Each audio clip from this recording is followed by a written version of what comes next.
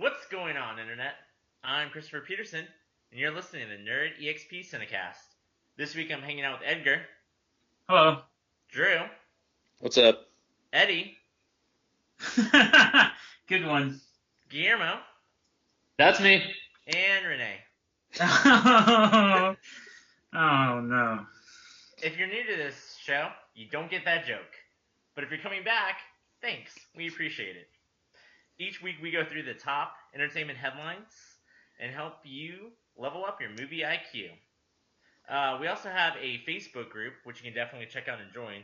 And one thing that we're kind of doing during March is a movie music madness bracket. And Guillermo's taken it upon himself to kind of run that and organize it. And he has the latest bracket results for you guys. All right. So here's the update. Thanks everyone that's been voting. It's been pretty interesting seeing all the results come in, and there's been very close ones as it gets more and more defined as to who's going to be in the finals. So it's getting more and more interesting. So I'll give you guys a rundown, starting with the movie themes. With the movie themes, the matchup of Star Wars Episode 1, Duel of the Fates against Terminator. Duel of the Fates moves on. Superman March against Concerning Hobbits from Lord of the Rings. Superman March moves on, which sets up that matchup. Oh yeah. John Williams against John Williams. Superman March against Duel of the Fates. Pretty epic. The next one was a James Bond theme and the Jurassic Park theme. Jurassic Park theme won that one. And Nice. the most interesting matchup to me and the most surprising result, and this was one of the closest ones, is the Imperial March against Star Wars. What do you guys think should have won that? I voted Imperial March. I think Star Wars should have won. That's what I voted for. But I think Imperial March won. That's right. Imperial March beats out the Star Wars theme. I was so surprised by that. It was a very close result by one on the Imperial March. So if you wanted Star Wars theme to win, you didn't make the deadline, that's your fault. Which this is going to be, instead of being the movie theme bracket, next year we're going to call it the John Williams bracket. I mean, this is 4 finalists that are all John Williams. So moving on to the what's that? I think that would be cool in the future is that we can have like different brackets like John Williams, Danny Elfman, and like have different composers. Like that would be cool. I don't know, just an idea. Yeah, there's always next year. So we got moving on to the musical Disney bracket. I'll just give you who's still alive. The next matchup is going to be Be Your Guest from Beauty and the Beast against Let It Go from Frozen. The big surprise there was Whole New World losing out to Frozen to Let It Go. The next matchup it sets up is Under the Sea from The Little Mermaid against The Circle of Life. That beats out the Yo-Ho Pirates theme from Pirates of the Caribbean: The Ride. So those are your 4 finalists. It's a 0. So those are your 4 finalists. Going to the movie source, the finalists that are left is That Thing You Do, that beat out Everything Is Awesome from the Lego Movie. Wow. Which what I thought was one of the closest matchups as well was Axel F against Eye of the Tiger. Eye of the Tiger takes that one. Yes. Hooked on a Feeling against I Will Always Love You from The Bodyguard. I Will Always Love You takes that. So we see a fan favorite go down. Soul Bossa Nova against the Ghostbusters. The Ghostbusters take it, which sets up Ghostbusters against the Bodyguard, Rocky against That Thing You Do on the Oni Eaters. Moving on to the TV themes. Some people are not going to like this. The first matchup was going to be Teenage Mutant Ninja Turtles against I'll Be There For You from Friends. Unfortunately, the Teenage Mutant Ninja Turtles did not make it. I'll Be There For You moves on against the Fresh Prince of Bel-Air that beat out the Pink Panther. Uh-oh. And this gets even worse. The Pokemon team beats out the Go-Go Power Rangers team. And All right, all is right I'm with the hanging world. up. Oh, hang on. right. This is bullshit. That was the biggest surprise that I saw. So Pokemon theme moves on, and then Mission Impossible loses to DuckTales. So we set up, I'll be there for you against the Fresh Prince of Bel-Air, the Pokemon theme against DuckTales. I'm voting for DuckTales. DuckTales all the way. Revenge. So, again, I'll post the refresh bracket before the night is over and open the votes for tomorrow. Again, we're going to vote on 8 matchups again. And about what I'm thinking is by Friday, we'll close that off. And then we'll post the next results. And we'll leave over the weekend the final 4. So we can next Tuesday announce the finals. And we'll go from there. So. All right. Thank you, Guillermo. Thank you for organizing that. So if you guys want to vote, and if you like any of those matchups, check out the Facebook group, www.facebook.com/nerdyxpcinecast. Moving on to the kind of the meat of the show, we have movie news, kind of rumor / confirmed probably. Adewale Akawani Abaji, who is going to come into my house and murder me for butchering his name, is confirmed as Killer Croc for the Suicide Squad. Who? Let me just tell the audience that this is the first time that we're doing this over Skype. We're not all in one place, so if you hear us being courteous, that's why. So this is pretty cool news. I liked him from Lost, so he's been Mr. Echo for the first 3 seasons, and I know that he was on Thor: The Dark World, so pretty cool. I mean, we've never seen Killer Croc in a movie adaptation, so it's going to be pretty cool. It's interesting. I mean, is this the first Marvel to DC? I mean, we have already had the jump from, I guess, Fox to Marvel, but have we ever had that Marvel to DC already? I don't know. I'd have to look through it. I don't know. Like, I don't feel like these actors are married to these franchises. So, I mean, seeing them bounce around, I mean, makes sense. Outside of the Chris Evans, once you're casting in one of these roles, you're almost stuck in it. Even if you would be good for a follow up. So I understand them bouncing franchises. One thing I guarantee you is Jason Momoa will not be making a Marvel jump. Why is that? And that's based on, I guess, unconfirmed rumors, but it was one of the big stories that got a lot of coverage. Apparently, he signed one of, and I think I can't recall if we talked about it. I think we might have mentioned it last week. Is he signed one of the posters from Aquaman. The fan that asked for the autograph said, what do you think about Marvel? And then he went and signed on his poster F Marvel. So that's why I say he won't be making that jump. Good for him. Also, what kind of came out of this news is Suicide Squad is going to take place chronologically before Batman v Superman. And after Man of Steel, from what I read. In between the two. Which, I wanted to be like, oh, that's fine, whatever. Comic books deal with this weird continuity and, like, shenanigans all the time. But this seems so unnecessarily complicated. Like, is there even going to be anything in this story that matters from a time perspective that they have to, like, put it on a timeline? Just tell the story and leave it as is. And if they do anything weird, like, kill a character in Batman v Superman who's then around for Suicide Squad, it's going to confuse most normal audience viewers. It seems like a weird strategy. So hang on, Chris. You said that this takes place after Batman v Superman? Before. So right after Man of Steel ended, right? Yes.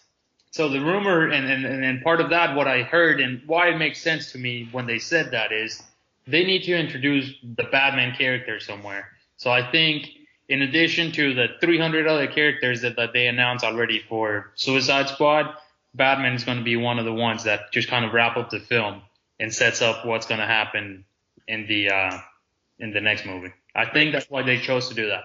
But it comes out after Batman v Superman. Understand, but then what I'm saying it's that's what they're gonna do to, like, make the story, because I think Batman v Superman is just gonna start. Like, there's not gonna be like the typical setup of the movie. It's just gonna start and roll. So I think that's what they try to do. They're just jealous of Marvel's success. It's like little brother trying to mimic big brother. It's Marvel. I mean, Marvel has it down. Marvel has the timeline. Marvel has their shit together. And then DC's like, oh no, I gotta do this now. And so like they gotta put stuff chronologically now just to make sense. So, oh, DC. It's unfortunate. I mean, talk about, worst kept secrets. I mean, there's been a lot of surprises, or what could have been surprises, from Suicide Squad that are just playing out there in the open. There's pictures. It's just, to me, it's somewhat of a disaster of a, movie. And granted, they haven't even started shooting this movie. So it doesn't have the JJ seal of mystery. They lost what's his face, Tom Hardy. What do you mean? Yeah, I mean, he was gonna play Rick Flag. Like, he was gonna be one of the core members of the Suicide Squad. Oh. So, go on, Drew. Real quick, I was just going to say, I read today that Clint Eastwood's son is going to be in Suicide Squad, but an unnamed role. The announcer?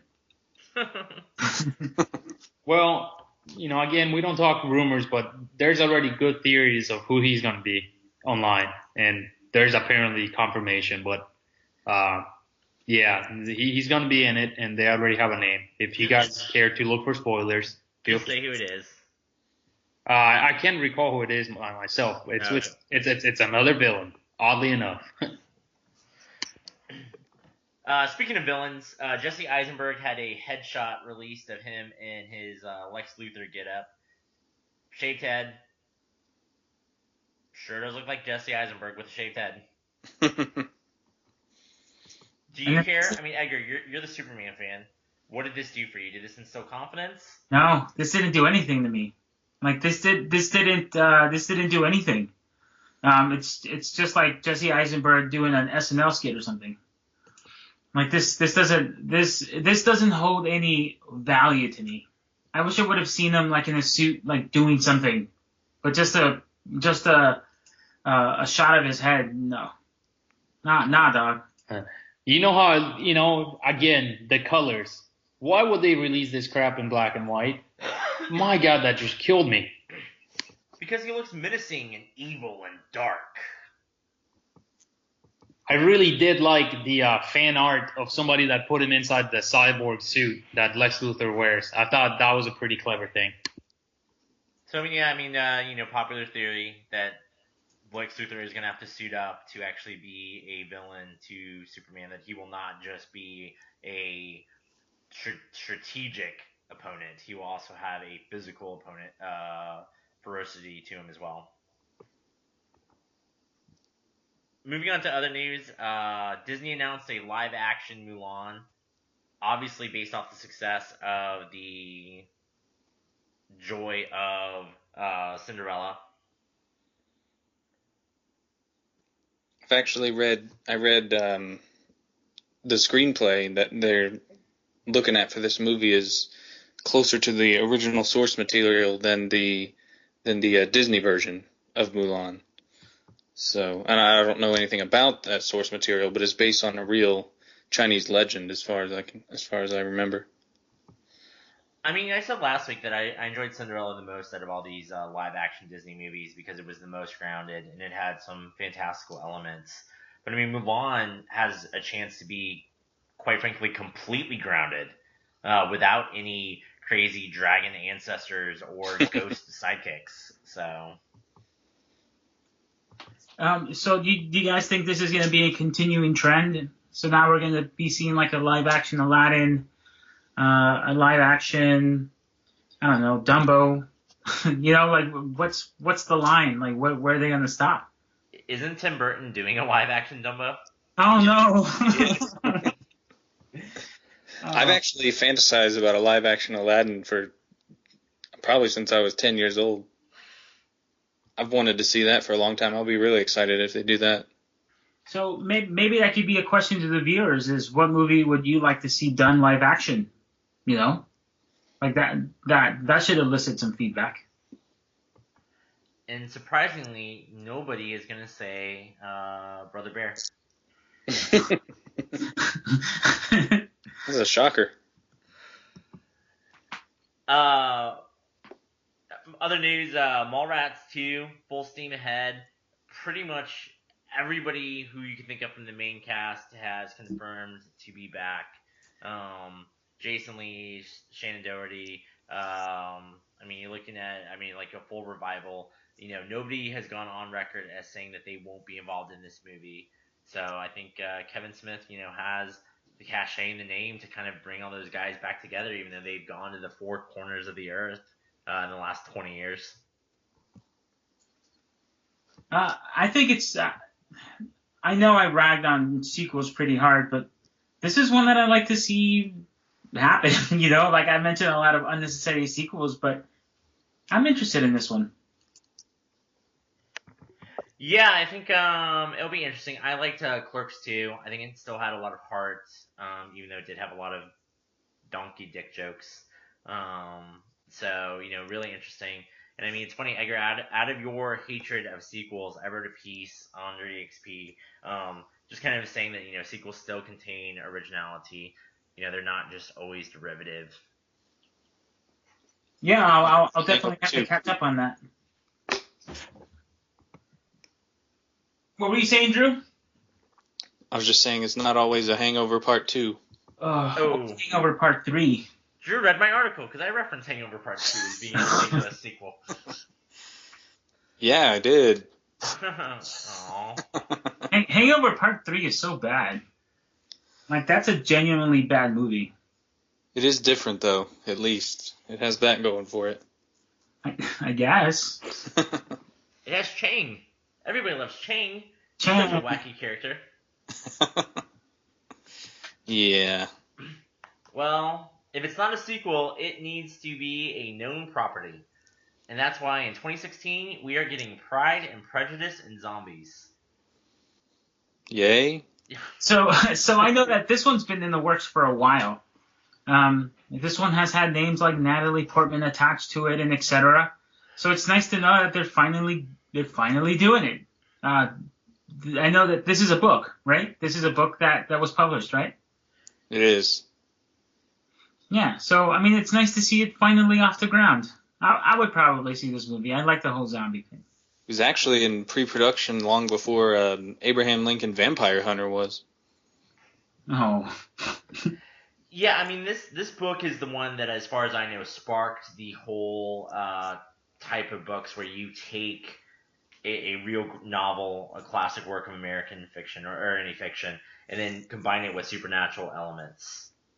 That it kind of jump-started it, and Drew brings up a great point that, Abraham Lincoln Vampire Hunter lapped it. It started later and finished first. So, this movie's just been in development hell, so surprised to see it out there. After watching Abraham Lincoln, I don't know who the audience for this type of film would be. I guess Pride and Prejudice is pulling on Nintendo and just waiting, right? It's like, let's just wait till we get this right. I don't know. I don't mean to be, completely gender about it, like gender roles. But, I feel like Pride and Prejudice is typically, a female. No, I would agree with you. So I think this is going to have a hard sale. I think it's going to have a huge cliff to kind of overcome. I actually think that a lot of hipsters will go to this movie. So everybody who works at the Apple Store. Yes, all the cool kids will be going to see this movie because they most likely read the book. Because it's a young adult novel, isn't it? I would have to look it up, but I'm pretty sure it's a young adult novel. And hey, young adult novels are doing pretty well in the box office. You got Divergent, you got The Maze Runner, etc. So I think this is going to do well. I hope it does. I hope every movie does well for the industry, and that way people still get what they want. I hope they like this movie in China, so they can get more sequels out. They will. Speaking of things that I hope do well, we got our first image of Deadpool. It was a teaser image of in theory, Ryan Reynolds fully in the suit, laying in front of a fire, kind of being in a provocative. You might see, that similar pose in adult magazines. Playboy, Hustler. I've only read those for the articles. Okay. I thought the teaser image was great. That was, I tweeted out, like, man, that was a Deadpool-ass Deadpool costume. That is spot on.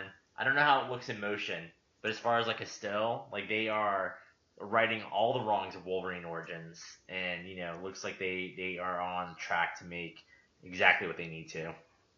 So, do you guys think that they will stick to the same backstory that General Stryker was trying to do a Wolverine experiment, and that's what he ended up with? Like, do you think they'll stick with that, or do you think they'll reboot it? I think it's a reboot. Yeah. I think best case scenario, they have some stupid, like, wink, nudge, nudge. That was a bullshit, stupid idea. But I don't think they will honestly go forward with that. You will not see flashbacks to Wolverine Origins to, like, tie it together. Days of Future Past changed it. Ooh, that's true. Drew, you just dropped a nerd IQ bomb on us. It's more of a joke, but you're welcome. Well, I really like Ryan Reynolds and Van Wilder. And the Deadpool of Wolverine Origins was pretty badass. Like, I really liked them. And I know very little about Deadpool. So this is actually pretty cool. I know that Deadpool often does, like, the third wall. Is it third wall or fourth wall? Fourth wall. Where, like, he breaks it and he talks to the comic book readers. Like, I know about that. And, I mean, this is another movie that I can't wait for. I can't wait. Also, a Twitter follower of Ryan Reynolds tweeted at him asking him, is the movie going to be rated R or is it going to be PG-13? And Ryan Reynolds responded, he wants it to be R and he's fighting for it to be R. He said, I believe, fighting the good fight. So we'll see how that goes. I can't see it being anything other than R. I mean, Wolverine was PG-13. Yeah. You're right. It doesn't always have to be super grotesquely violent or full of cuss words. Ghost Rider was PG-13. Yeah, so I mean, I don't know. Deadpool can definitely be pulled off as a PG-13. So I'll be curious to see why Ryan wants to get that hard R. Like, what's his reasoning behind it? I mean, I would go see an R-rated Deadpool without a problem. But I think, it needs to be more than just, like, blood or gore or gratuitous use of the word fuck. Like, I think that there has to be a reason for these producers to put their money on the line to kind of create that barrier to entry. Maybe they'll wait and see people's reactions to the Daredevil series on Netflix, because that looks like a pretty R-rated series. Yeah, I mean, that'd be good. And I mean, I don't know. And this is completely different. American Sniper was an R. I mean, that did fine. But I mean, there was such a different audience. Like, I almost don't want to bring it up because it almost doesn't even sound like a valid argument. Right.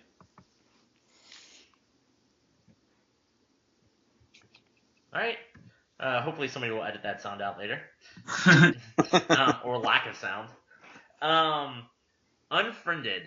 Yeah, I added this to our docket just because we're doing it over Skype.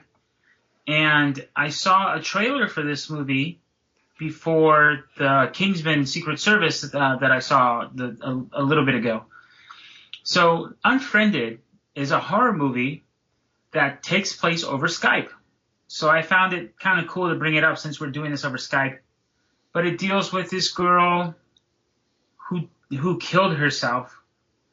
And she is haunting her former friends over Skype and making them do crazy shit.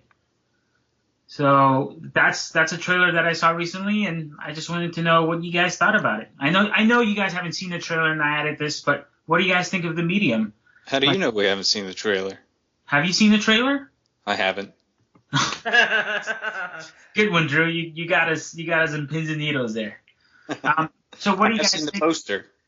What do you guys think about horror movies going into different mediums now, like VHS, or like any three-dimensional movies, or like the Skype? Like, what do you guys think? I'm not a huge fan of horror, to be honest. I think I have too overactive imagination, or I'm too impressionable. Like, I feel like a little kid. Like, if I watch a horror movie, like, I will have nightmares. So I don't even watch horror movies at this point in my life. I watch horror movies, but the one that really shook me was Paranormal Activity. The subsequent ones were kind of corny and stupid, so I don't really care about those. But the first Paranormal Activity really got me because it was a new medium. You know, it was all taken point of view, first person. It wasn't shot like a normal movie. It was a found footage movie, which I know has been reoccurring, but this was a new medium, and that's what got me. That's what the scary part is. I know this one is probably not going to be too scary and friended, but I applaud them for giving it a shot. So when you say new medium, I guess I didn't understand the initial question. Is this told all through Skype chat? Yes. That's interesting. Wow.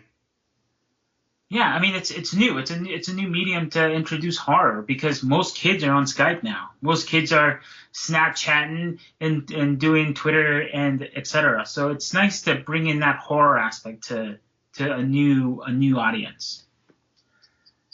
I think the director has a challenge. I think that creating those new takes are sometimes difficult because, especially for me, quite frankly, they come across gimmicky a lot of times.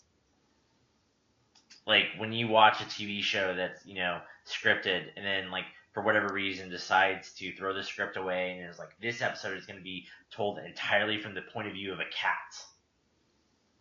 Like it sounds cool, or like sounds like an interesting premise, but when you actually sit down and watch 45 minutes of it, you're like, Jesus Christ! I just want normal camera angles and normal point of view. Have you seen anything from the point of view of a cat? If so, I want to know what it was. No, but I have seen an episode of Bones. They did a whole show from the point of view of the dead skull. And Arrested Development recently had an episode that was all from the point of view of like webcams. Modern Family. Modern Family. Sorry. They're probably going to be like, whoa, wait, what? Drew, you watch a lot of horror movies. What do you think? I don't really have an opinion on it, to be honest. Do you find it chilling that it's touching home now? Like it's horror movies are coming into what we use now instead of having like a cosmic event like a Michael or Jason. Like this is a ghost haunting Skype. To build off what Edgar asked, Drew, do you find it straight chillin'? Straight Chillin's a podcast that Drew does every week. Check it out on iTunes. Thanks, Chris. But I don't know. I'm never was into horror before watching movies on Straight Chilling. I'm not too familiar with a good majority of them. I'm not really a fan of the like found footage type of movies and stuff, so I prefer just a traditional narrative. All right. Style. Minor spoilers for The Grudge. I watched that movie, Edgar. Yeah. And a bunch of crazy stuff happens at the house. Yeah. But then I don't remember to who. There's a point where something bad happens to somebody not in the house, and I screamed at the television. I said, "No, they are safe. They are not in the house. That curse cannot move. This is bullshit." Oh, really? So I don't know. Like I don't know if that answers your question, but yeah, like I think at least with Supernatural there are rules to an extent. So like like Freddy Krueger, he can only get you while you're sleeping. I'm gonna give myself nightmares. I'm glad we're talking about this. So like while you're asleep, but as long as you stay awake, you're okay. But once they start breaking those rules, it gets all crazy wackadoo. Okay. I appreciate you guys' input on this. I know it was a late edition, so I appreciate you guys being a good sport. Speaking of late editions, we just found out that Stephen Amell from Arrow, title character Arrow, is going to play Casey Jones in Teenage Mutant Ninja Turtles 2. Go on, Edgar.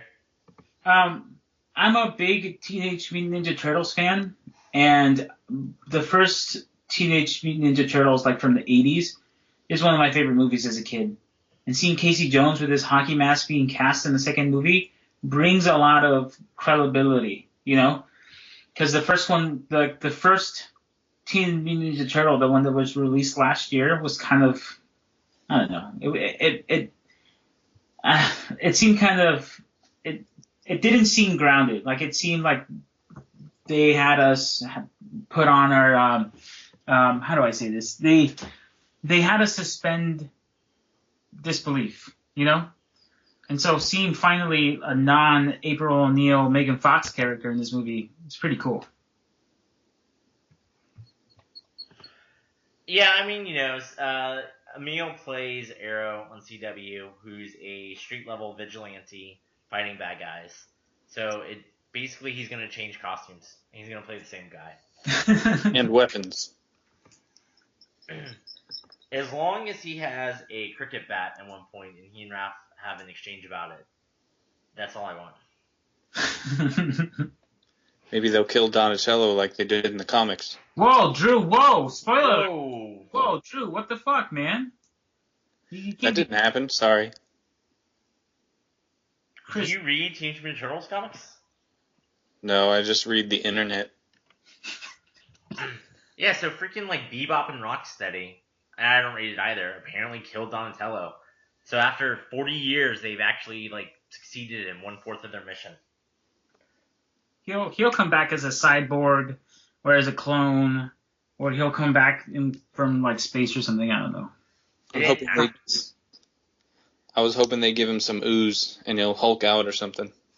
They didn't actually kill him. He was just in a kryptonite slumber. Yeah, I mean, there's always some kind of caveat. Like, no one ever really dies. Like even in DC, like they resuscitated them as the Black Lanterns, right? That was slightly different. No, because they were still dead as Black Lanterns. Right. I mean, but eventually some of them became White Lanterns, and they got to be revived. Oh, I didn't know there were any white ones. Comic books. Are there any pink lanterns? Yes. What are they? What are they? The Strawberry Starburst? They have the power of love. There's a whole emotional spectrum. So there are 7 lanterns, and then there's the Black Lanterns for death, and the White Lanterns for life. So there's 9 lanterns. Oh, because green is hope, right? Will. And then yellow is fear? Yep. Okay. I just made more sense than any other Green Lantern movie. Starring Ryan Reynolds. DC to Marvel. And Blake Lively. I don't blame Ryan Reynolds for that Green Lantern movie. That was just actually bad. He went. Pardon? I was just gonna say he went Marvel to DC and then back to Marvel. That's true. Guillermo left, by the way, guys. If you haven't noticed, he did not develop some new form of quietness. Hey, Guillermo, you have to unmute your mic. He's probably talking about Disney theme parks right now. Sorry. All right, moving on to TV news, but still staying with DC. Arrow and Flash are apparently going to have a spin-off series, which at this point really just means it's going to be a set in that DC universe that the CW is building. And they're talking about introducing Hawkgirl, who's never been on either show before, and Rip Hunter onto the show. I don't know who Rip Hunter is. Rip Hunter is a time traveler. Like Booster Gold? Yes. Oh. He teamed up with Booster Gold at one point. So Booster Gold came from the future to the past. Rip Hunter, we don't actually know his origins in comics, and he, kind of just exists to protect the space-time continuum. Okay, so is he a good guy or a bad guy? He's a good guy. All right, cool. It's like a Doctor Who. It's funny that you mentioned that, and I don't know if you did that on purpose. One of Doctor Who's companions from a previous season is going to play Rip Hunter. Oh, wow. I did not know that. Complete coincidence. So, Hawkgirl, giant wings, mace, super strength, ridiculous origin story. I mean, they are going full-on comic book over at the CW. And I love it. I think it's great. And I hope that they keep this trend going. Because Flash is by far one of their best shows that they're producing right now. What is this spinoff? I don't remember hearing about this. So, it's going to be potentially like an anthology. They've thrown out a lot of characters. I think they've attached about 8 characters to the show already. Yikes. So, it can't... Like, the theory is that it can't possibly be all that many people in each episode. So they've put Brandon Ruth, who plays the Atom currently. They have I don't remember their names, but Captain Cold and Heatwave have been attached to this show. A character who Black Canary has been attached to the show. So I mean, now these guys. So I mean, you're looking at least 6, and probably a couple others that I'm not recalling off the top of my head. So they have a lot of DC cast and lore being thrown in here.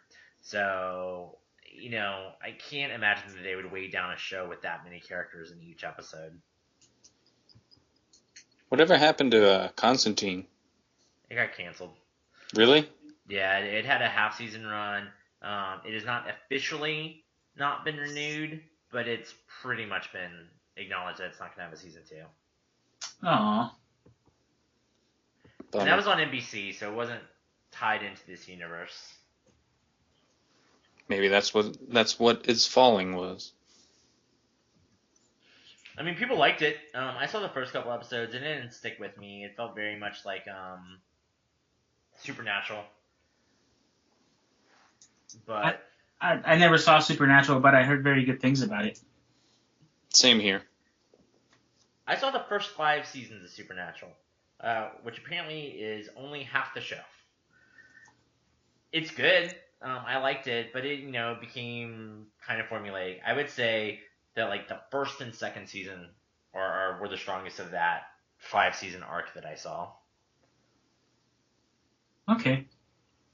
And then I just couldn't keep doing it. I couldn't pull a Drew. I couldn't be like, you know what? I'm going to keep powering through these seasons, even though they're really not that great. Hey, now. Speaking of things that I wonder if are going to be good, AMC is going to do a spin-off show for Walking Dead called Fear the Walking Dead. Yuck. It is going to start its timeline before the Walking Dead show that we know, but it is going to like super fast catch up and then run parallel to it. I would like to start in saying that I love The Walking Dead. The Walking Dead is a criminally underappreciated show by the Emmys and the Golden Globes, and they don't win anything. But yet they are the highest viewed cable TV show. Just recently, the season finale aired of season 5, and they had 15 million people watching that show. It's on cable. That's one of the, come on. Like Walking Dead is a legit hit. And I just feel like they're getting snubbed by the awards. Anyway, that aside, I'm going to watch Fear the Walking Dead, however stupid that name is. I'm going to watch it because I enjoy that genre of having human emotions amongst the Walking Dead. So I will definitely watch this show. I watched the teaser trailer, and I couldn't tell if my internet just stopped working. Is it really like 5 seconds long? Yeah. It's 15, but yeah. 15. Okay, yeah, just real quick. I was like, what the heck just happened? I don't follow Walking Dead. I've seen only the first episode. so it really didn't mean anything to me. This news or the teaser or whatever. One thing that I think is interesting is the promise of this show at this time, as I understand it, is that it's going to show the fall of mankind as the zombies like become more and more prevalent. For the most part, any zombie fiction that I have seen always kind of sort of skips over this portion and jumps to the, hey, we're trying to survive in a world run by zombies. Right. Like, you don't really see the point where it's like, hey, there's hundreds of zombies, but there's millions of humans. Oh, there's thousands of zombies. Oh, shit, there's tens of thousands. You know, you never see that kind of growing escalation of problems. What about World War Z? I was just about to mention that, Drew. World War Z does that, but it's a different kind of zombie, though. But I see your point. I never saw the movie, but I never yeah. saw it either. Ah, that doesn't count then, Drew. What? You guys haven't seen World War Z? Should we? Yes. World War Z is one of those movies that it's a surprisingly good movie. Like Fast and the Furious 6? I haven't seen Fast and the Furious 6, but this is a surprisingly solid movie. I own it. I've watched it a couple times, and it's great. Reading about the history of the movie, how shitty it was, and then they rewrote it, good for them. Like, this is a good movie. I suggest you guys watch it. All right, I will take that under advisement. I'll probably see it someday just because Brad Pitt is in it. Brad Pitt is in it, yeah. But this is cool what AMC is doing, because Better Call Saul is a solid show that comes from one of its biggest franchises, and now Walking Dead is being spun off into Fear the Walking Dead. So AMC, good for them. AMC is only going to get better. The teaser made me think of Rise of the Planet of the Apes. How so? It's kind of like the beginning, and I mean, this really the very end of Rise of the Planet of the Apes, where they have the whole disease spreading. So it's kind of like Fear the Walking Dead is Rise of the Planet of the Apes, while Walking Dead would be more like Dawn of the Planet of the Apes. Okay. Small bands of humans, trying to survive. But yeah, I mean, I care more about apes than zombies, so that's why my mind went there, I guess. Moving on. Daily Show. Jon Stewart is ending his 15-year run, and they have announced his replacement, Trevor Noah. So this is one that I added to the docket as well, because this is a carousel now of late night hosts. Colbert had moved on to replace Letterman, and now Jon Stewart is leaving the Daily Show, and people were wondering about his replacement. And then this guy out of nowhere, Trevor Noah, comes in, and he's named the host. I personally never heard of him before, but he's a South African comic. And the reason I wanted to bring him up was, one, he's black South African, and he has a white father. So this is weird to see like a non-white. You know what I'm saying? Like this is a huge franchise, and this is a non-white anchor. So that's a big deal. But another thing is that his tweets have been catching up to him. The harder you run from your sins, the more tired you'll be when they catch up to you. I hope you guys got that quote. It's from one of my favorite movies, Inside Man. But here's some of his tweets. The sun in Cape Town is so hot today that even the white people are getting bad service. That's one. Another one is South Africans know how to recycle like Israel knows how to be peaceful. Right? I'm watching Olympic women's hockey. It's like lesbian porn without the porn. So things like that. So this guy has a baggage of tweets coming back to hit him right in the face right as he's announced his Daily Show. Are people like giving him crap about it, or is it just... Definitely. Yes. Well, Twitter. I don't know how big Twitter is, but Twitter's been giving him a lot of shit. I mean, I don't think Twitter's pretty big. Yeah, Twitter's pretty big. I don't think it's going to change Comedy Central's opinion. And right or wrong, and I'm gonna lean towards wrong, comedians have this magical shield where they can say whatever they want, no matter how hateful or hurtful or wrong or politically incorrect it is, and get away with it. And they just kind of look at you and go, "That's comedy." Like Yeah. you see Tracy Morgan making rape jokes, Right. and then it's like, oh, he's just a comedian. It's funny to make rape jokes. It's supposed to bring it to light, and you're supposed to learn from it, right? So exactly. I mean, So I think that Trevor's defense would just be like, guys, I'm a comedian. I'm just making irony. Ha ha ha. Yeah, like I'm just doing my job. Which, if the CEO of Google put that out, he'd get fired. Oh, definitely. The only thing that will get you shunned in the stand-up comedy arena or whatever is stealing other people's jokes. And even then, people get away with it. I mean, Robin Williams was a famous joke stealer. I didn't know that. He probably made them better. I'm thinking more like Dane Cook.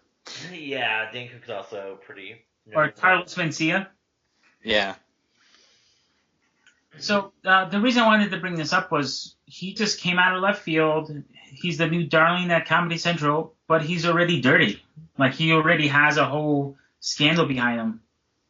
So we'll have to see how he goes. This is a huge show to come into, being brand new and like already having all this baggage with you. Yeah, I mean, he joined the show in December, and I haven't kept up with the show, so I didn't know he was new to the cast. But I mean, God, some of those older guys, they must be kind of, whoever older cast members must be like, Jesus Christ, I've been on the show for 3 years or whatever, and I didn't get crap. Yeah, you're right. I don't know, like you kept bringing up the fact that he's of a minority. And I know it's not exactly the same, but I mean, Stephen Colbert's Report's replacement was. Oh yeah, he was replaced by a black guy. Shoot, what's his name? I don't remember, but it's called the Nightly Show or something. You're right, Chris. I totally forgot about that. So I mean, Comedy Central has a track record of inclusion, as long as you're not a girl. That was a joke. It was made to be funny, so you can't get mad at me. Oh, you should send out a tweet and see how it goes. I'd rather not. Or bring people to the site. I wish Trevor the best of luck in his new role in dodging all the bullets that he has created for himself. For new trailers that came out this past week, we saw the Spectre trailer, which is the next James Bond with Daniel Craig. What were your thoughts, Joe? I really love this trailer. To be honest, it's kind of slipped my mind a little. I've only watched it the one time when it first premiered. But I know there was a big reveal of with the villain from Quantum of Solace showing up, and apparently has ties to something James Bond has found, a coin or something, I don't remember. It's a ring. A ring, that's right. And then it leads him to, I guess, Spectre, which is led by Christoph Waltz, who they do not take out of the shadows for the trailer, which is exciting. It's very James Bondy. I thought it was great. I was bored. I've been on the record as saying Skyfall is a terrible movie. It's not a James Bond movie to me. It is slow and plotting and methodical, and there's not really a lot of action to it, and it's just kind of there. And I got the exact same feeling from Spectre. I liked Casino Royale. I thought Casino Royale had a good clip. I thought it had good action. I thought it had good intrigue. And I just feel like they've completely lost me. And this is just a repeat of Skyfall. I have no interest to see this. I hope this movie doesn't go the route of Casino Royale and Quantum of Solace, because Quantum of Solace was not a very good movie, and equally not a very good Bond movie either. It felt like Casino Royale Part B. So I hope 1.5. yeah, like I hope this isn't like that because the trailer leans heavily to some photo they found in Skyfall, like Skyfall being the house. I don't know if I'm ruining this for any of you people, but Skyfall is the house where James Bond grew up, and then in that huge fucking fire, they find a little photo that made it, and the photo has someone's name burned, like someone's face burned out, and it's like, oh my gosh, who does that? You know, like so far this Bond franchise has not done well with the continuation of stories because Quantum of Solace I've only seen like maybe once or twice because it was boring. Just a note, Quantum of Solace was also made during the writer's strike. Oh, So Interesting. So it also suffered from that. That's why it's so short. I guess, but Although Revenge of the Fallen was also out of the writer's strike, and that was 2.5 hours long. My point is invalid. and they also had robots farting. Oh. Anyway, I really like Christoph Waltz. I didn't like him that much in The Green Hornet, but I've liked him in everything else. So I'm really excited to see him just because he's a personal favorite. But the trailer grew on me. The more I watched it, that last part with him in the shadows, like Drew mentioned, is one of the cooler parts.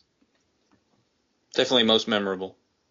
And he says, welcome, James. Like, he says, welcome, James, instead of welcome, Mr. Bond. So that's different. 23 movies later, and somebody finally calls him by his first name. Hey, James. What's up, James? It's going to be different in the movie you just watched. Alright. That kind of catches us up. So what have you guys been watching this past week?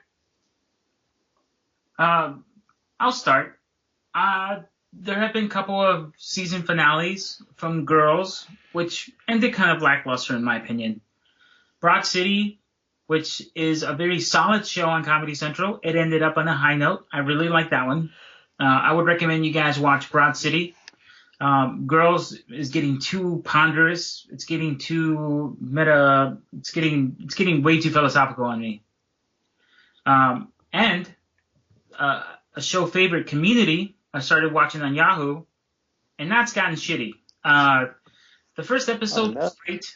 The first episode got us introduced to some new characters, but then the second and third episodes have been straight unwatchable. I don't know if you guys have seen it. I would like to take some of your opinions. But last but not least, my wife and I finally made it out to the movie theaters, and we watched Kingsman: Secret Service. This was the movie that was supposed to be released in November, then it got moved to Christmas, and then it finally came out in February, and I really liked it. It was a great Matt Vaughn movie. It was real stylish. It was real sexy. It was real cool, suave, sophisticated, and violent as fuck. Like, it was so violent. But I'm gonna buy it. I'm gonna own it. I can't wait to watch the deleted scenes. So that's what I've been watching. I mean, I saw Community, I think 2 or 3 episodes. It's Community to me still. Like, I mean, you know, I laughed a couple times. It's amusing. It's over the top. I mean, like, I feel like the loss of actors is starting to hurt them. But, I mean, it's still at the core the same show.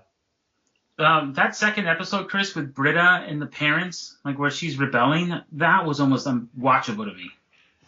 Like, there was one sequence where it's like, what is going on? But oh well, that's just my opinion. I don't watch Community. Never have. You should. It's a good show, Drew. Except for the most recent season. Just skip season 2. No, season 2's worth your time. I'm just teasing. What have you been watching, Drew Dog? For me, I have continued on with Californication. Getting closer to the end. I'm over halfway through season 6 now.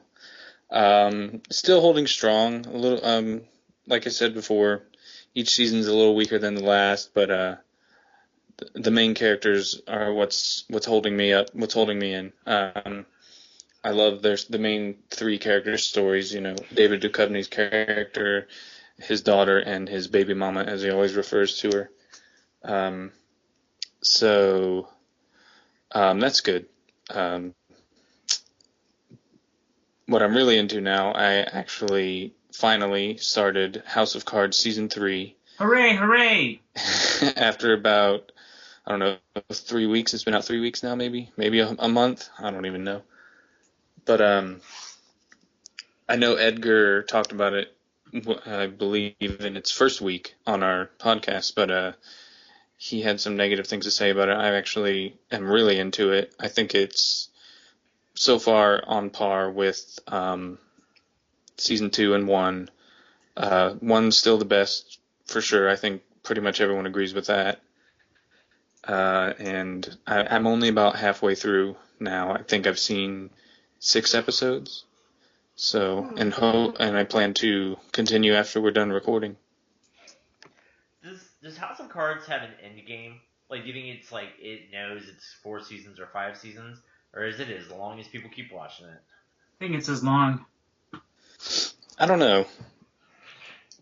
It's hard for me to say. I think I know the British series was only three seasons. Yeah. So I haven't heard anything about House of Cards ending anytime soon. So I think they're definitely going to be expanding beyond that. But hopefully it doesn't drag on too long. I almost get the feeling I don't maybe I don't even want to say it because Edgar already knows how it ends. But Yeah. and We'll stay away from endings just in case. Yeah, I feel like I got an inkling of where it's going, and yeah, I won't say anything. I just felt like, I know this isn't review time, but I just felt like it lacks the bite that season 1 or season 2 had. That's all. Like, it doesn't have the voraciousness. I'm actually really interested in the hacker story, and I know most people, I think, they see that as the weakest point of the show, but I've just always been fascinated with hacking and stuff related to that. So The dark web, darknet, deep web, whatever. yeah. Web 2.0. And everybody loves crap. I don't remember his name. Kevin Spacey. No, not Kevin Spacey. The Doug, the character Doug. Oh, the Stamper. Doug Stamper, yeah. Yeah. Everyone loves him, and he's heavily involved in the hacker story too. So that helped. Shut up, Drew. Sorry. All right, moving on. I'll try not to spoil anything. I started Chris, watching what are you watching? I started watching iZombie. Saw the first 2 episodes. That's all that's come out today. It's good. It's a good procedural. It has a good premise, good character moments. It's a CW show. Like most CW shows, the semi-romantic plot that they put in there is the weakest, and I wish they would just cut that portion out and just focus on character building and lore building instead of romantic relationship building. I made Ashley, my wife, watch it, and she's like, I don't know if I want to watch this. And then 20 minutes in, she's like, this is a really good show. And then when it was done, she's like, are there any more episodes we can watch? So we watched the first 2 back to back. That's good. And then I watched Defiance, which is a sci-fi show, Sci-Fi the Network. But Sci-fi? What's that? Sci-fi? SYFY? Yeah. I'm trying to think the best way to say it. It's almost like it's trying to be Firefly. It's all these crazy different races, all harmonized, getting together and being a melting pot of cultures, and there's mystery and intrigue and an outlaw with a heart of gold. And it's not a great show, but it's a decent to good show. It has good character moments. It has interesting concepts. But I could definitely, it'd be a hard show to recommend. If you like that genre, go for it, give it a shot. But if you have no interest in that, just stay away. Is it like a Mass Effect sort of thing? It's all on Earth, but yeah. Oh, okay. Cool. It has the guy from Atlas Shrugged Part 1 in it. Ooh. I don't So- know his name. Don't ask me his name. How many seasons does it have, Chris? I'm putting you on the spot. Sorry. It is going to start airing its third season. Oh. I'm watching season 1, which is the only season on Amazon Prime for free right now. And the seasons are short; they're like 12 episodes. So why is it called Defiance? It's called Defiance because that's the name of the town they're in. Oh, okay. Cool. So, and they're defiant, and they're willing to get together and play nice with the alien races. So no xenophobia here. There is, but I mean that's part of the story of trying to like how do they deal with that as a society. I gotcha. So, if you guys are interested in any of those, definitely check them out. This week, topic of the week, redo movie endings. We've all had times when we're sitting in the theater or watching a movie at home, and we kind of think how we know a movie is going to end. Or a movie does end, and we kind of look at ourselves and be like, that's not exactly what I expected, or, I wish they could have done things differently. So, I guess we'll just kind of round table through this and see how we do. Because I don't know how many suggestions everybody has. I have a couple. I'll kick off just in case you guys are still thinking of yours. And by the way, these are not bad movies by any stretch of the imagination that I might be calling out. But Batman Begins. Spoilers. We're talking about movie endings, by the way. Batman Begins. When he and Roz are racing are on the monorail and they're gonna die. And he looks at Roz and says, like, I don't have to save you. And then he flies off. I was just like, that's not fucking Batman. Like, maybe that's Nolan's vision for Batman and I should just accept that and move on. But I'm like, but that's not Batman. Batman has to save everybody. And then you see it to the best of his ability in The Dark Knight. Like, he saves the Joker and the Joker calls him out on it. Hit me! Hit me! So, I mean, it was just really weird. Like, they acknowledged that piece of Batman, that Batman makes sure that nobody dies on his watch. But yet they kind of ignored it during that first entry. But otherwise, Batman Begins is a great, is the best entry, like, origin story for Batman that we've seen on screen. Uh-huh. Agreed. So that was one that immediately jumped to mind when we started talking about this topic. Edgar, do you have any? Actually, I have a couple of them, and a lot of them are like major blockbusters. So the first one is the Man of Steel. I would have liked him to not kill Zod, because Superman doesn't really kill either. Like you know what I'm saying? Like, Superman doesn't really kill, and seeing him kill Zod is so it's so unlike him. Like, I would have liked him to maybe what is it? Like, shock Zod or just leave him like incapacitated, similar to how the Hulk did Loki in the Avengers. I mean something like that, where he like puts him into submission and he puts him back into the Phantom Zone. Because that's what Superman does. Superman puts all his villains in the Phantom Zone and they keep popping out. And that's the cool part. Like, that's the cool part. Such a gruesome death, too. Yeah. I was shocked. You're absolutely right. I was shocked when that kill happened. It was so unlike him. Like, it was unlike Superman, and like, he doesn't normally kill people. So that's one thing I would have changed. And yeah. Good choice. Drew, what do you have for us? I was actually thinking maybe Star Wars Episode 3, Revenge of the Sith. Like, not it.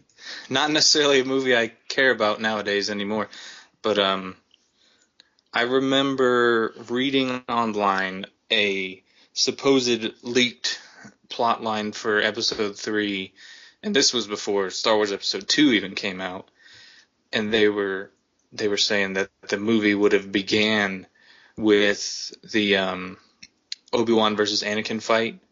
So you'd have a lot more of Darth Vader. Like the movie would have focused on Darth Vader, and I know that pretty much changes the whole movie. But I like that idea. Say it as the ending of the trilogy rather than just the movie.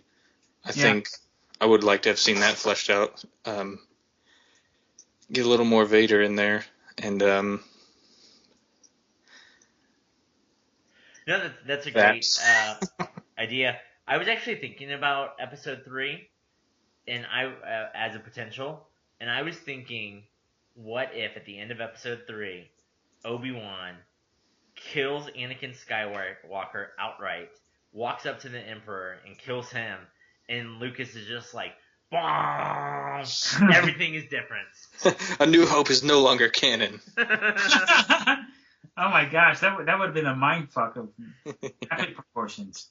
And so, like, you think, like, all three of these movies, or, you know, Anakin doesn't go bad, or something completely ridiculous. The promise was that these were episodes 1, 2, 3, and then it's like, oh, just kidding, this was an alternate universe. Ha ha ha ha ha. Oh. Wait, are you telling me that Jar Jar doesn't exist? Oh. It just, I don't know, like, it was a unique opportunity to really just, like, fuck with fan expectations. Right. Excellent, good choice, Drew, and I think that's something that we all, I mean, without talking about the prequels too much, but I think we all kind of expected that prequel story to be a little bit more succinct. Like, I expected in episode 1 for Anakin to be the age Luke was in New Hope. Right. Not a child. And you kind of see him go like the reverse Luke. Instead of embracing the Force, you actually see him veer off. Now this is pod racing. You're right. Like, because the episode 1, Phantom Menace, had the little dude with the shadow of Vader. You know, I would have loved to see Vader becoming Vader, like Darth Vader. I would have liked to see Anakin Skywalker. Don't get me wrong, but I would have liked to see more Darth Vader in those movies. Like, seeing him rise the ranks, seeing him being awkward with other Imperial generals, because he's the only one that really believed in this dying religion. Like, I wanted it to get awkward, but it didn't. Oh, it got awkward. But anyway, we can do a whole episode on what we want different about the trilogies, the first trilogy. Edgar, what else do you have for movie redone? Star Trek Into Darkness. Star Trek should have let Captain Kirk die. I thought it was pretty bullshit how they're like, oh my god, the blood revives, Khan's blood revives people. Let's go get Khan. And they don't even show how they got blood from Khan. I mean, what the fuck? How do you stick a needle in that thing? No one knows. You know? I mean, he's not Superman. They got blood from him earlier. I know, but the thing is that I wish they would have let him die, because that's what was so dramatic of Star Trek 2. You know? Like, Spock dies. And, like, they send him into space in a space funeral. But this one I felt like was a little bit of a cop-out, because they should have let Captain Kirk die. Like, if J.J. Abrams wanted to stick to this timeline, he should have let him die, because that's what happened in the other movies. Not everyone gets to live. So that's one thing I would have liked to change.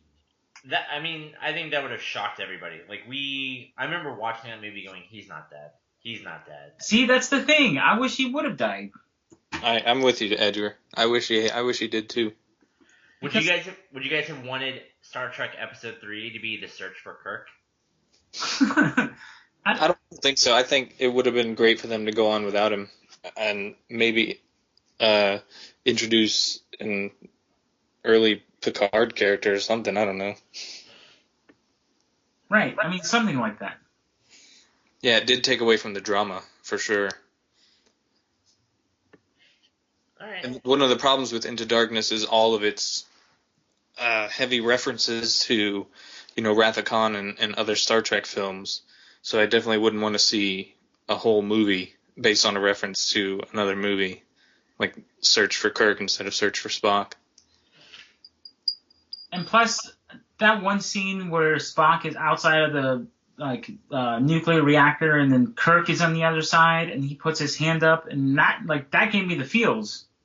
right? Like that really gave me the feels because I remember watching Star Trek 2 and I'm like, whoa, I was a little kid back then. Yeah. Watching it gave me the feels, and then I'm like, oh, please don't bring him back. Please don't bring him back. And then they brought him back, and the most bullshit. Like, that's bullshit. They should have let him die. It was like seeing that scene from Wrath of Khan acted out with better actors. Ooh. You're right. No, I agree with you though. I mean, they did do that scene really well. It resonated with me, and I think a lot of fans of Star Trek. I mean, even ones who hadn't seen Wrath of Khan. But yeah, they did kind of pull it away from themselves. Right. It was too fan favorite instead of fan. Oh, it was too fan service instead of actual sticking to the. Well, I mean, there is no source material anymore because they rebooted it. But I would have liked to see them like pull a Game of Thrones on us. That would have been cool.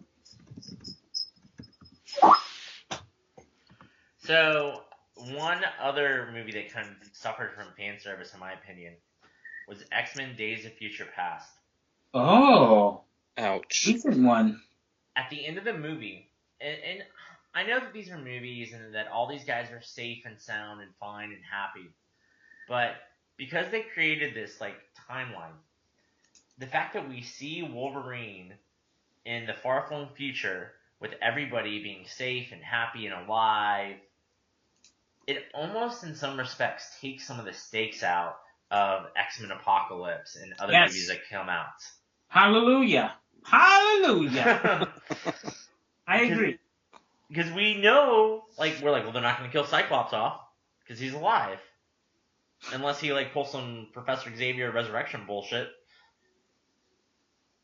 So, I don't know.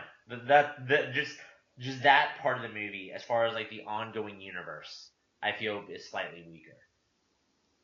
You're right, because now, everyone's okay. You're right, Chris.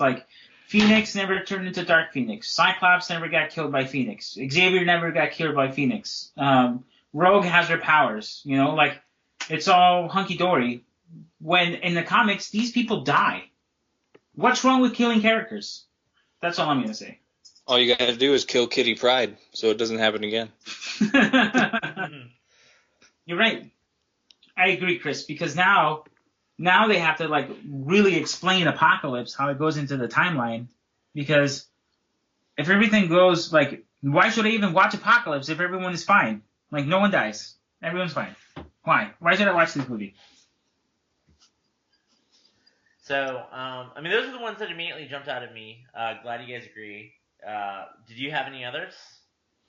I got another one. Not really a nerd property, at least for what we focus on, but the movie Across the Universe. It was the musical with the Beatles songs. I was working at the movie theater when it came out, and on the pre-show that plays before the feature, before the trailers, we had at one point a clip from the movie, which was a musical number. It was I've Just Seen a Face, and I really liked it, so I bought the soundtrack, and I listened to the soundtrack quite a bit before I ever saw the movie. So, and based off of the order that the songs are on the soundtrack, I kind of invented my own plot for the movie of where I thought it was going to go, and I was just really disappointed that it didn't go where I had imagined. And what I would have changed was to have the main girl, Lucy, die in the end. Drew. You son of a bitch. I'm never gonna watch the movie. Go ahead. Well, we don't want Kirk to die 5 minutes earlier, so.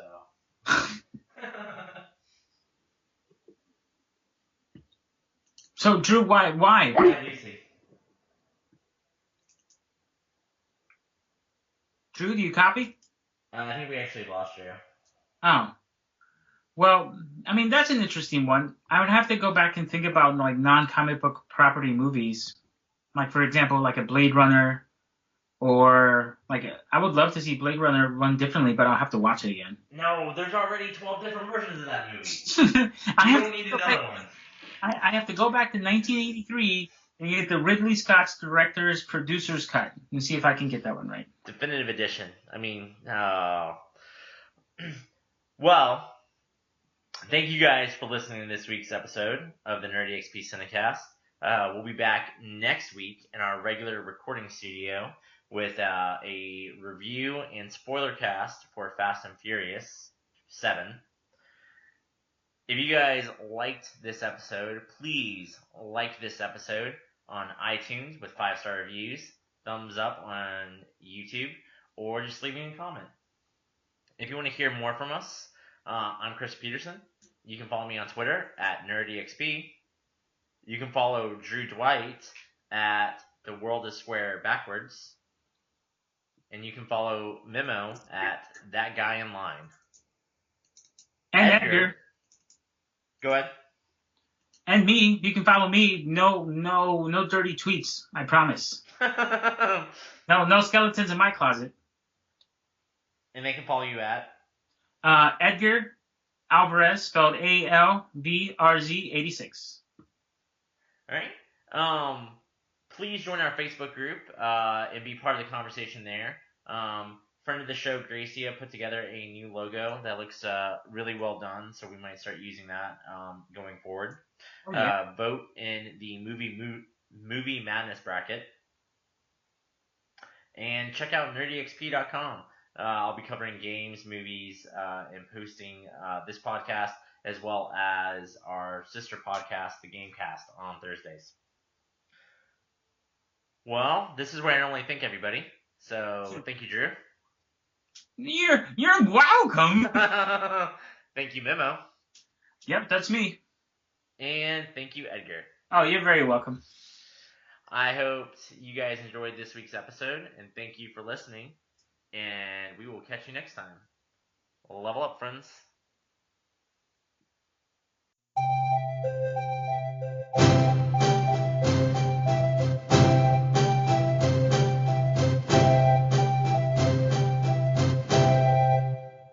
What? I bought Interstellar if you want to borrow that.